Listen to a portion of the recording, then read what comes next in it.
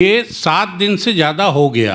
हाँ। जिस लड़के ने गाली दी थी उसको क्यों नहीं सामने ले आया जा रहा है? वो पॉलिटिक्स क्या है? गाली देना एक पॉलिटिक्स है, लेकिन उसको छुपा के रखना क्या पॉलिटिक्स है? दूसरी बात इन्होंने उनसे सवाल किया। गांधी की मामा नहीं है। अभी सवाल मैं हूँ यासर मलिक। लेकिन माँ के नाम पे राजनीति करना, राहुल गांधी बार बार वोट चोरी का आरोप लगा रहे हैं, तो गाली देना लोकतंत्र पे खतरा या वोट चोरी का अगर वो आरोप ही लगा रहे हैं तो ये लोकतंत्र पे खतरा? आप ये बता दीजिए। और आप देख रहे हैं अपना YouTube चैनल YS3 न्यूज। और जहां जहां देखो वहीं बीजेपी में दाग है। आपका ये राज है, आपका ये राज है। क्या बिहार की राजनीति सिर्फ इन दोनों मुद्दों पे ही टिकी हुई है, वोट चोरी या बहुत गाली? बहुत बढ़िया, बहुत कहाँ है जमीनी मुद्दे?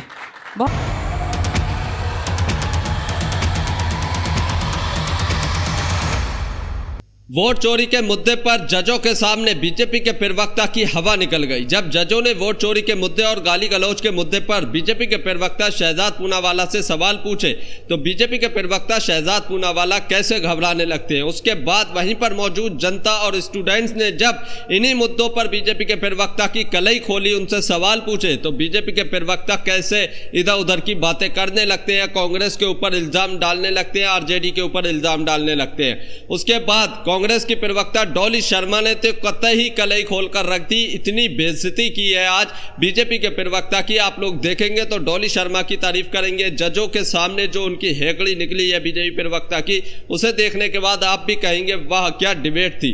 आप लोग ये पूरी डिबेट देखकर जाइए, बहुत शानदार डिबेट हुई है। जनता ने, जजों ने और कांग्रेस की प्रवक्ता ने कैसी धज्जियां उड़ाई और आखिर में रही बची कसर पूरी कर दी। AIMIM के प्रवक्ता शोएब जमाई ने बीजेपी के प्रवक्ता को आज चारों तरफ से घेरा गया। अंजना उम कश्यप भी बीजेपी के प्रवक्ता को बचाने में आज नाकाम हुई है। तो पूरी डिबेट देखिए। ये डिबेट ही प्रमाण है कि झूठे वोट चोरी अभियान पर गाली खोरी का जो मुद्दा बना है वो भारी पड़ा है, वरना ये डिबेट ही क्यों होती। बिहार में वैसे भी नारा चल रहा था चारा चोर बिहार छोड़, और अब नया नारा बन चुका है कि गाली खोर कम से कम मोदी जी की माता जी को और बिहार के लोगों को बीड़ी से तुलना करना छोड़। और इसीलिए मैं आज कहूँगा कि देखिए, पीएम की माता जी का क्या लेना देना था, वो हमारे बीच भी नहीं है, राजनीति में कोई लेना देना नहीं है। हाँ, राजनीतिक पटल पर एक दूसरे को हम अपशब्द बोलते हैं, वो नहीं होना चाहिए, और उसके लिए माफ़ी भी मैंने तो कम से कम मांगी है, मेरे लोगों ने भी मांगी है। परंतु माता जी का क्या गुनाह था कि उनको गालियां दी गई, और इसी मंच से गाली देने के बाद वो कहते हैं ना चोरी और सवा चोरी, इसके यहाँ पे आकर आरजेडी और कांग्रेस ने कहा कि ये बीजेपी का एजेंट था। नहीं कहा था पाशा साहब ने, उसके बाद उन्होंने जस्टिफाई किया, तेरी गाली वर्सेस मेरी गाली की, और इसीलिए आज पता चलता है कि ये माँ की गाली को भी जस्टिफाई करने वाले साइड पर खड़े हैं। और इसीलिए 150 से अधिक गालियां मोदी जी को दी है इन्होंने। भस्मसूर, नीच, गंगू तेली, कुत्ते की मौत मरेगा, कब्र खुदेगी, हिटलर की मौत मरेगा, इस प्रकार की कांग्रेस पार्टी गांधीवादी नहीं, आज गालीवादी कांग्रेस, और गली गली कांग्रेस नहीं, गाली गाली में कांग्रेस आ चुकी है। यह बन चुका है। स्वयं राहुल गांधी बोलते हैं कि लाठी डंडों से मारेंगे, पर आज तो हद कर दी। आज तो मोदी जी की माता जी के बाद बिहार के लोगों को भी गाली दी है। मतलब मातृशक्ति का भी अपमान, नारी शक्ति का भी अपमान, हमारी छठी मैया और जो हमारे नवरात्र की दुर्गा मां है उनका तो अपमान किया, भारत माता का अपमान, सीता मैया का भी अपमान किया। परंतु बिहार के लोगों की तुलना आज केरला कांग्रेस ने की है बीड़ी से। बोलते हैं बी से बिहार और बी से बीड़ी है। मैं पूछना चाहता हूं कि यह मानसिकता कैसे डिलीट होगी? ट्वीट तो डिलीट कर दिया इन्होंने, और तेजस्वी यादव जी पल्ला झाड़ते हैं, पर क्या डीएमके के उन नेताओं से पल्ला झाड़ेंगे जो बिहारियों को टॉयलेट क्लीनर कहते हैं? क्या उन लोगों से आप पल्ला झाड़ेंगे जो रेवंत रेड्डी कहते हैं कि बिहार का डीएनए जो होता है वो कमतर होता है और तेलंगाना का डीएनए होता है? अच्छा, बिहार बीड़ी की नहीं, बिहार बुद्ध की भूमि है, यह सत्याग्रह की भूमि है, जेपी के क्रांतिकारी आंदोलन से झूमी है, यह बिहार बुद्ध की भूमि। चलिए, समय समाप्त हुआ भाई। ओपनिंग बल्लेबाज ने इधर से धुआंधार पारी खेली है, और वैसे ही धुआंधार पारी अब खेलेंगी 2 मिनट का आपका समय। डॉली शर्मा जी, शुरू होता है अब। ये सुनिए जरा आप।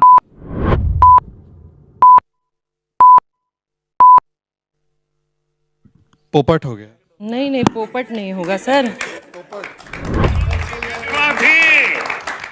कांग्रेस की कौन सी विधवा थी? मुझे बता दीजिए, इस देश में कभी किसी ने 50 करोड़ की गर्लफ्रेंड देखी है? ये आपने सुना होगा, और ये किसके मुख से सुना? ये देश की सबसे ऊंची गद्दी पर बैठे व्यक्ति के मुख से सुना आपने, जो इस देश के प्रधानमंत्री हैं आज। जिन्हें स्थापित कर देना चाहिए एक उदाहरण पूरे देश में कि किसी भी महिला को, चाहे वो प्रधानमंत्री की मां हो, चाहे गरीब मजदूर की मां हो, सबकी इज्जत एक समान है। प्रधानमंत्री की मां है इसलिए इज्जत बहुत बड़ी है, या मजदूर की मां है इसलिए इज्जत नहीं है, ये इस देश में नहीं चलना चाहिए। सबकी इज्जत बराबर है। मेरी मां की, आपकी मां की, पूरे देश में हर किसी की मां की इज्जत बराबर है। बराबर तो उस मां की इज्जत भी है जिसने 8 साल ये जीएसटी झेली, जो भारतीय जनता पार्टी ने लूट की गब्बर सिंह टैक्स के नाम पे बनाई थी। तो मैं ये कह देना चाहती हूं, दिखावे की राजनीति, रोने की राजनीति। बच्चों मुझे बताओ, अगर देश की सबसे ऊंची गद्दी पर बैठा व्यक्ति रोएगा तो आम आदमी क्या करेगा? जिन बच्चियों के साथ बलात्कार हो रहे हैं, जिनकी बेटियां जलाई जा रही हैं, उन परिवारों का क्या होगा? आपके पास 56 इंच का सीना है, BMW कार है, इतनी बड़ी बड़ी आपके पास सारी प्रोटोकॉल्स हैं, जेलों में डालो। जो भी जिसको गाली दे रहा है, बेटी को, मां को, किसी को भी स्थापित कर दो इस देश में कि बेटियों की इज्जत इस देश में नहीं उछाली जाएगी, चाहे कोई भी करे, किसी भी पार्टी का व्यक्ति करे, कर दो ये स्थापित। क्यों नहीं कर पा रहे? अरे कब तक रोएंगे, कब तक रोएंगे? जहां जहां चुनाव आता है वहां रोने निकल जाते हैं। समय समाप्त हुआ, समय समाप्त हुआ। पूनावाला जी, आपका रिबेटल राउंड का 1 मिनट का समय शुरू होता है अब।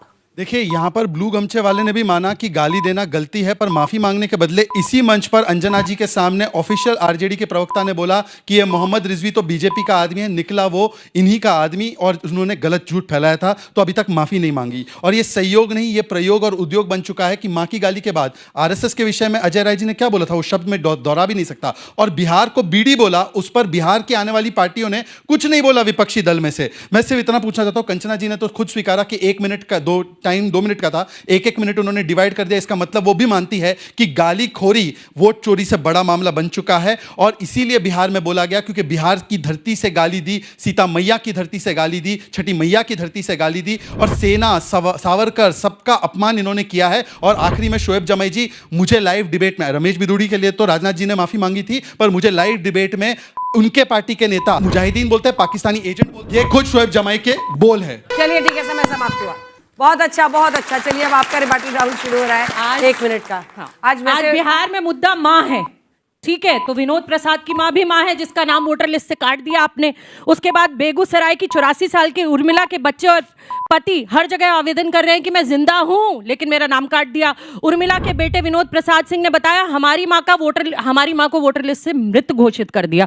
उसके बाद मुद्दा पलायन को मजबूर उन मजदूरों का भी है, उन नौजवानों का भी है जो 3.5 करोड़ जिसका नंबर है, और जो पलायन कर रहे हैं। 70,000 करोड़ की लूट, अपराध, बेरोजगारी, भर्ती परीक्षा घोटाले, ये भी बिहार के मुद्दे हैं।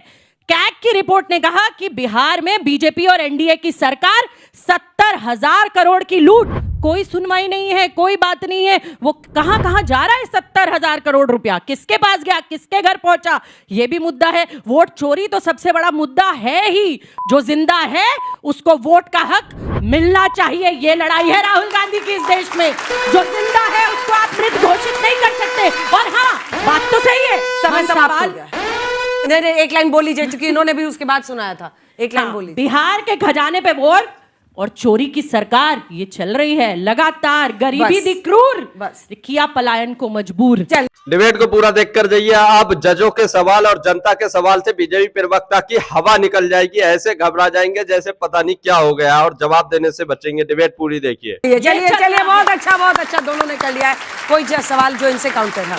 सवाल मेरा है एनडीए के लोगों से, जो कोई जवाब दे दे कि 7 दिन से ज्यादा हो गया, जिस लड़के ने गाली दी थी उसको क्यों नहीं सामने ले आया जा रहा है? वो पॉलिटिक्स क्या है? गाली देना एक पॉलिटिक्स है, लेकिन उसको छुपा के रखना क्या पॉलिटिक्स है? जेल में पुलिस, सिपाही, अभी जेल में। आदरणीय अरविंद जी को सामने तो आना चाहिए। आदरणीय क्या कहा है? आदरणीय अरविंद जी, आपके सामने नतमस्तक होते हुए कहना चाहता हूँ, वो जेल में है, और जब उसके शिनाख्त को छिपाते हुए आरजेडी के ऑफिशियल प्रवक्ता ने बोला मैं पॉलिटिक्स छोड़ दूंगा, और एक दूसरे नेक मोहम्मद मध्य प्रदेश से उसकी तस्वीर दिखाई जो व्यक्ति था ही नहीं। दूसरी बात मैं पूछना चाहता हूँ, इन्होंने कहा कि मृत लोगों के बारे में, अरे जो जेल में है तो रोना क्यों?